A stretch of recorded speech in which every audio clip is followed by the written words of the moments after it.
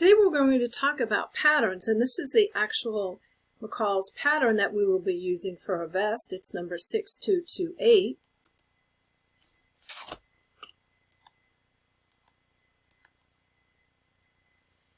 A pattern is a set of tissue pattern pieces and instructions for creating an item from fabric, and we'll be talking more about that as we get to use it. The history of patterns: in the 1800s, in 1865, a man named Ebenezer Butterick came up with the idea of paper patterns for sewing.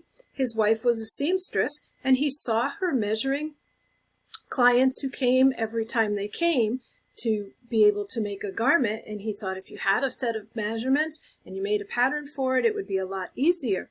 He came up with the idea of tissue paper patterns because they'd been using heavier cardboard and earlier than that brass that was hard to mail. Also, James McCall had the same idea. James McCall sold his patterns through a magazine called McCall's Magazine that was around till just recently. James McCall has a local connection. He was a tailor in both Franklin and Davenport, and he married a woman from Franklin and is buried in the Franklin Cemetery, and that's a stained glass window from the local church. When you're selecting a pattern, you will look in a pattern catalog, which you can find in a fabric store like Joann's, or you can look online. They are organized according to categories for dresses or pants or jackets. What will you sew? Think about what you would like to sew. And what's your experience level? Try not to pick anything that's too difficult for you. You want to learn, but you also don't want to get frustrated. Clues to the difficulty of a pattern are found on the envelope. It might say easy, fast and easy, 3 hour. One time they had a category called make it tonight, wear it tomorrow. On the front of the pattern envelope, you will see the views, which are pictures of the pattern, and they might be actual photographs like you see here, or they might be sketches, drawings of the garments that can be made. There's a pattern number. It's usually a 4-number number that they categorize and file their patterns by. The pattern company, it could be McCall, Simplicity, Vogue, Butterick, or any number of smaller ones. Then there will be the size. It's usually listed on the front. It might be just general size, small, medium, large, or it could be 8, 10, 12. The price might be listed there, or it might be listed on the flap that's folded inside of the envelope. Remember that the price of the pattern includes the price of the design and manufacture. So that would be what the front of the pattern would be looking like. On the back of the pattern envelope, you'll find a garment description. This is a description of the garment in words. It might tell you some of the things that you can't easily see. And the pattern number's on there. It's the same number once again. The number of pattern pieces is also found on the back. This is another clue to how easy a garment might be. The fewer number of pieces, the easier the pattern is to put together. However, if there's more than one garment or version, remember that there'll be more pattern pieces. There's a category called Special Fabric Notes, and usually this says more fabric is needed to match stripes, plaids, one-way designs. It might say it's not suitable for obvious diagonal fabrics, but it's just to give you an idea of the things that you need to know. There's a chart for body measurements on the back, so you could have an easy reference to see what size you need. There's a yardage chart, which tells you how much fabric you need to purchase for a particular view of the garment. The back view is there, and this is usually a line drawing to show you once again what the back might look like that you can't see from the front picture.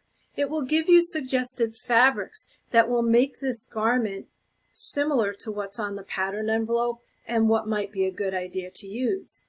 It will list the notions that are needed to prepare this garment, and notions are the supplies other than the pattern and fabric needed to complete the pattern. It might be thread, it might be buttons, it might be zippers. And the pattern company is there once again, same company that's listed on the front. This is the back of the pattern envelope, And you can see on the left-hand side the line drawings that show you some details on the front and back that might not be obvious in the fabric drawings.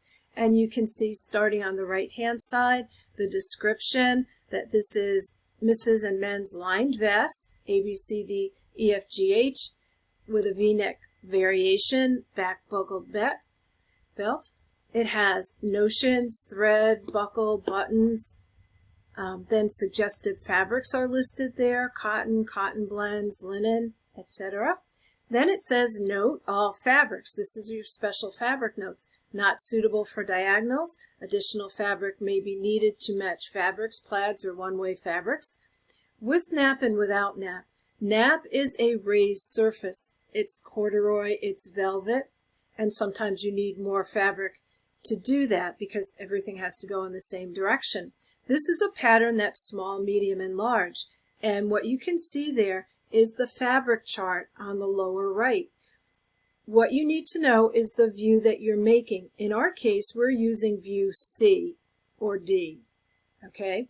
And you can see that up there in the front. We're doing view C. And it gives you two widths of fabric, 45 and 60. We'll be talking about fabric next time. And it tells you how much fabric you need. So there's your view, there's your width of your fabric, and what you need to do is look back at the top and see if you want a small, medium, large, extra large, or double extra large. And it gives you a bust or chest size because that's the only measurement that you need for the vest. So you would look across from the view and the width of the fabric and down from the size, and that would tell you. For instance, if you were making a small vest in view C and you came right down that line, if you had 45-inch wide fabric, you need 1.25 yards, and if you had a 60-inch wide fabric, you need 7/8 of a yard. You also need lining fabric, which is cut off there, but you need about 3/4 of a yard, and you would also need some interfacing, which we will be talking about next time.